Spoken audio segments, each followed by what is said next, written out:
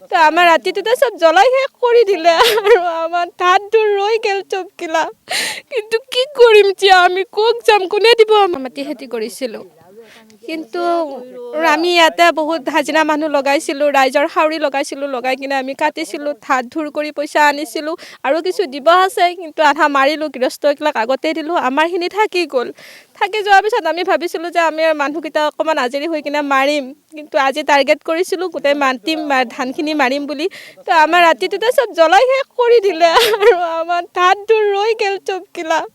কিন্তু কি কৰিম এতিয়া আমি ক'ত যাম, কোনে দিব? আমাক গৃহস্থকেইটাহে দিলোঁ, আমাৰ ঘৰত খাবাতো লাগব, আমাৰ গোটেই লৈ গ'ল দেখোন চবে। নাই, আমাৰ মাটি নাই, আমি এইবিলাকে কাৰণে আধিয়া মাটি কৰি খাওঁ, প্ৰত্যেক বছৰে কৰোঁ, এওঁলোকৰো মাটি কৰোঁ। আজি 4-5 বছৰ হ'লে এইবিলাক মাটি কৰি থকা আমি। বৰ্তমান এতিয়া এইখিনি মাটিও লৈছিলোঁ, এতিয়া বেহাৰ খেতি কৰিছোঁ, তাতে নেট চুৰ কৰি লৈ যায়, ধান খেতি কৰোঁ, তাতে ইমান অত্যাচাৰ কৰে, তথাপিতো কৰিছোঁ যে খাব লাগব, আমাৰ চলি আছে ঘৰৰ দুটা, তো সেইবিলাকক দিব লাগিব। সৰু সৰু চলি ক'ৰ পাই দিম?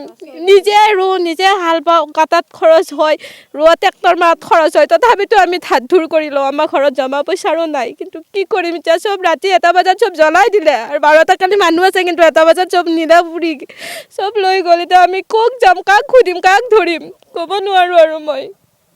12 বিঘা মাটি আমি প্ৰতি বছৰে আমি তেওঁলোকৰ পৰা আমি খেতি কৰোঁ, কাৰণ মাটি নোহোৱা মানুহ আমি আধিয়া খেতি কৰোঁ। ইতিমধ্যে আজি যোৱা ৰাতি মানে কেতিয়া জ্বলাইছে, ৰাতি জ্বলাইছে, মানে এই ধানৰ মেজি এটা আৰু খেৰৰ মেজি এটা জ্বলাই দিছে। এই ধানটো কোনে জ্বলাইছে, কি কৰিছে আমি নাজানো। আৰু ইতিমধ্যে আমাৰ দুখীয়া মানুহ, আমি সুতত টকা লৈ, বন্ধনৰ পইচা লৈ, লোন লৈ আমি খেতিটো চলাইছোঁ, কাৰণ খেতি কৰিলে বহুত পইচা দৰকাৰ। ৰোৱনীক দিব লাগে, ট্ৰেক্টৰত দিব লাগে, সাৰত দিব লাগে, কাটা মানুহকো পইচা দিব লাগে। এতিয়া সদৌ শেষত যায় ধানৰ মেজিটোত আজি যোৱা ৰাতি কোনে জ্বলাই দিলা, এতিয়া আমি সেই মানুহ সন্তুষ্ট কৰিব পৰা নাই। আৰু গামবুঢ়াৰ লিংকেদি আমি থানাত জনাইছোঁ আৰু গামবুঢ়াকো জনাইছোঁ।